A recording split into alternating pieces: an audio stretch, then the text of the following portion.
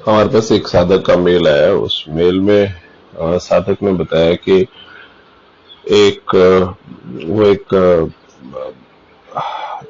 कोई समस्या से गुजर रहे थे। उसके बाद उन्होंने नियमित तौर पे हनुमान चालीसा का पाठ किया। उसमें उनका प्रतिदिन हर एक दिन वो 21 बार सुबह और 21 बार शाम को हनुमान चालीसा का पाठ करते थे। और नियमित पाठ करने से उन्होंने काफी बार उनका थोड़ा रह जाता था, लेकिन फिर भी वो कवर कर लेते। जैसे सुबह 7 बार पढ़ा, फिर 21 बार में कुछ चीज बाकी रह गया तो थोड़े टाइम बाद पढ़ लिया, लेकिन दोनों टाइम का मिला के 21-21 बार हनुमान चालीसा वो पढ़ते थे। हनुमान चालीसा पढ़ने की वजह से फिर उसके अंदर जो उनकी समस्या थी, उनकी उस समस्या दूर हो गई। उन्होंने समस्या के बारे में बताया नहीं, लेकिन उन्होंने कहा कि नियमित हनुमान चालीसा पढ़ने से उनकी वो समस्या दूर हो गई और उन्होंने जो सोचा नहीं था उससे भी ज्यादा अच्छे परिणाम उनको भविष्य में मिले। उसके बाद वो उनकी वो समस्या बिल्कुल दूर हो गई। और वो साधक ने हमें ये भी बताया कि उसके पहले वो काफी टाइम तक उन्होंने बहुत कोशिश की, लेकिन उनकी समस्या दूर नहीं हुई। पर नियमित हनुमान चालीसा का पाठ करने से उनकी समस्या दूर हो गई और उनके घर परिवार में सुख समृद्धि और शांति बनी रही। लोग ऐसा बोलते हैं कि आप अगर नियमित हनुमान चालीसा का पाठ पढ़ते हो, कोई जरूरी नहीं कि आपको कोई लाभ हो या लाभ के उद्देश्य से, आपका कोई लक्ष्य हो उसके उद्देश्य से आप हनुमान चालीसा एक दिव्य मंत्र है और उसके अंदर उसके हर एक शब्द में उसका एक विज्ञान छिपा हुआ है। और आप अगर हनुमान चालीसा का नियमित पाठ पढ़ते हैं, हनुमान चालीसा का एक दोहा भी पढ़ेंगे ना, तो भी आपको उसका लाभ मिलेगा ही मिलेगा।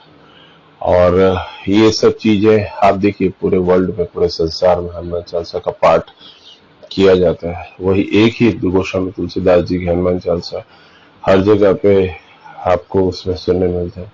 जो 7 बार पाठ कर कोई छूटे बंदी महासुख होई, उसमें कहा हुआ है कि जो 7 बार पाठ कर कोई छूटे बंदी महासुख होई। जो 100 बार हनुमान चालीसा का पाठ करता है वो सारे बंधनों से मुक्त हो जाता है, सारी उसकी समस्या दूर होती है। हनुमान चालीसा में लिखा हुआ है जो 7 बार पाठ कर कोई छूटे बंदी महासुख हुए, जो है पढ़े हनुमान चालीसा होए सिद्ध साखी गौरी सा। इसके अंदर ये भी चीज कहा हुआ है कि ये जो इस चीज की साबिती जो है वो गौरीपति शिव जी उसके साक्षी देते हैं। होए सिद्ध साखी गौरी सा तुलसीदास सदा हरि चेहरा कीजे नाथ हृदय मोटेरा। अब ये चीज के अंदर जो भी व्यक्ति, अब आप ये समझिए कि तुलसीदास जी ने इतने टाइम पहले ये तो हनुमान चालीसा कही और तब से लेके अभी तक हनुमान चालीसा पूरे वर्ल्ड में, पूरी दुनिया में हर एक जगह यही हनुमान चालीसा बोली जाती है, पढ़ी जाती है।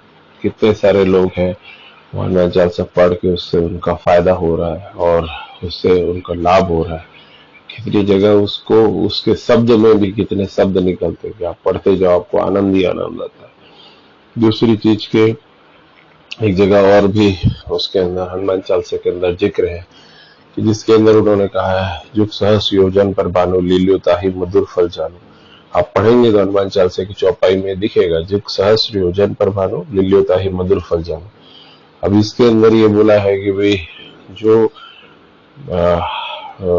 एक सूरज की जो पृथ्वी से दूरी उसके अंदर गोस्वामी तुलसीदास जी ने कही है। तुलसीदास जी कोई वैज्ञानिक नहीं थे, तुलसीदास जी के पास कोई ऐसा टेलीस्कोप नहीं था, न उनके दूरी मापने का कोई यंत्र था। पर तुलसीदास जी ने जो जुग सहस योजन पर भानु इतनी दूरी पे, भानु यानी सूरज, उसकी दूरी उन्होंने बताई है। और नासा जो एक अमेरिका की बहुत बड़ी अंतरिक्ष संस्था है, उसने जब पृथ्वी से सूर्य के बीच की दूरी को ज्ञात किया और कैलकुलेट किया तो उसकी दूरी और गोस्वामी तुलसीदास जी ने जुग सहस योजन पर भानु, जो सहस योजन दूर जो सूर्य की और दूरी बताई कि इतने दूरी पे जो सूर्य है उस सूर्य को हनुमान जी निकल गए। तो ये चीज के अंदर जो दूरी उन्होंने बताई और वो जो दूरी बताई उनमें कुछ किलोमीटर का या कुछ ही अंतर था। और बाकी उनकी जो बताई हुई दूरी और नासा ने जो कई सौ साल के बाद में अपना पूरा वैज्ञानिक पद्धति लगा के जब उसको कैलकुलेट किया तो वो चीज वो जो दूरी है, और गोस्वामी तुलसीदास जी ने बिना कोई भी मदद के, बिना कोई टेलीस्कोप के जो दूरी बताई, वो बिल्कुल नियर समकक्ष निकली। तो अभी आप ये समझिए कि कुछ चीजें आध्यात्म के अंदर इतने सर्वोपरि है कि अगर भगवान ने चाहा तो आपको सारा ज्ञान यूं ही मिल सकता है। और आप अगर वो ज्ञान के हिसाब से अगर आप उसमें विश्वास करते हैं, नियमित हनुमान चालीसा पढ़ते हैं, तो आपको भी उसी तरह से लाभ होगा जिस तरह से गोस्वामी तुलसीदास जी को लाभ हुआ। तो गोस्वामी तुलसीदास जी ने बिना कोई यंत्र, बिना कोई टेलीस्कोप के सूर्य से पृथ्वी की दूरी का अंतर बता दिया।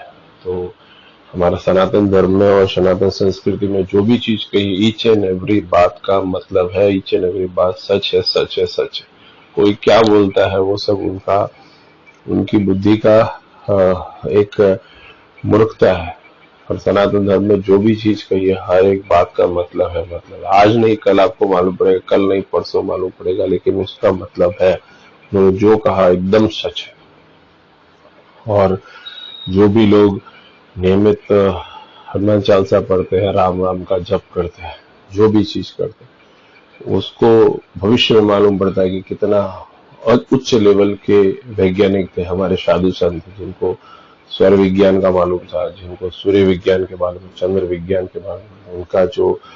उनका जो सोच का लेवल था बहुत हाई था, और विज्ञान तो अभी वहां तक पहुंचा है।